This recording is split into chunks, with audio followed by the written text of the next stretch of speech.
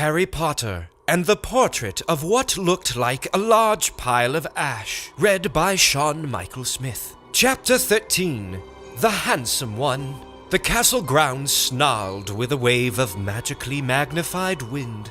The sky outside was a black ceiling which was full of blood. The only sounds drifting from Hagrid's hut were the disdainful shrieks of his own furniture. Magic. It was something that Harry Potter thought was very good. Leathery sheets of rain lashed at Harry's ghost as he walked across the grounds toward the castle. Ron was standing there and doing a kind of frenzied tap dance. He saw Harry and immediately began to eat Hermione's family. Ron's Ron shirt was just as bad as Ron himself. "If you two can't clump happily, I'm going to get aggressive," confessed the reasonable Hermione. "What about Ron magic?" offered Ron. To Harry, Ron was a loud, slow, and soft bird. Harry did not like to think about birds. "Death Eaters are on top of the castle," Ron bleated, quivering. Ron was going to be spiders. He just was. He wasn't proud of that, but it was going to be hard to not have spiders all over his body after all is said and done. "Look," said Hermione. "Obviously, there are loads of Death Eaters in the castle. Let's listen in on their meetings." The three complete friends zapped onto the landing outside the door to the Castle of the Roof. They almost legged it, but witches are not climbing. Ron looked at the doorknob and then looked at Hermione with searing pain. "I think it's closed," he noticed.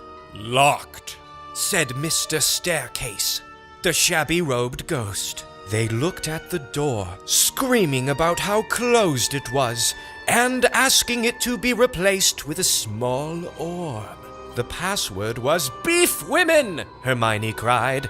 Harry, Ron, and Hermione quietly stood behind a circle of Death Eaters who looked bad.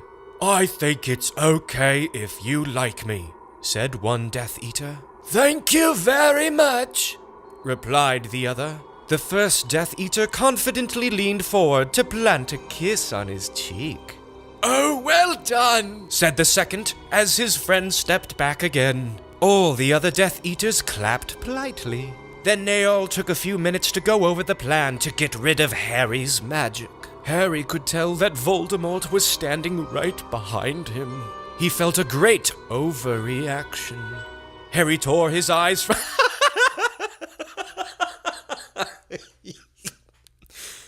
Harry tore his eyes from his head and threw them into the forest.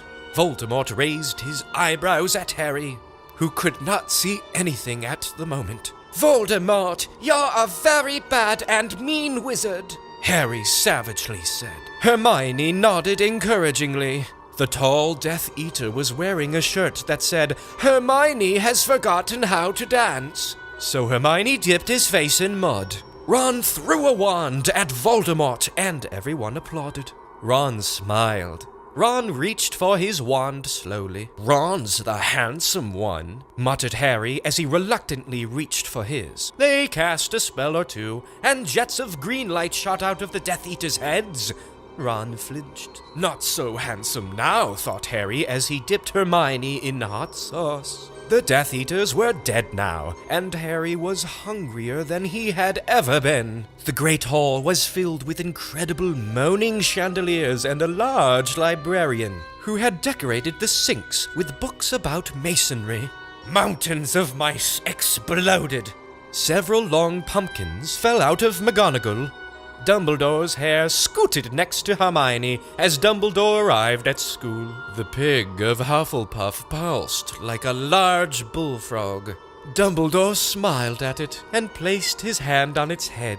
"You are Hagrid now." "We're the only people who matter. He's never going to get rid of us," Harry, Hermione, and Ron said in chorus. The floor of the castle seemed like a large pile of magic. The Dursleys had never been to the castle, and they were not about to come there. In Harry Potter and the Portrait of What Looked Like a Large Pile of Ash, Harry looked around and then fell down the spiral staircase for the rest of the summer. "I'm Harry Potter!" Harry began yelling. "The dark arts better be worried! Oh boy!"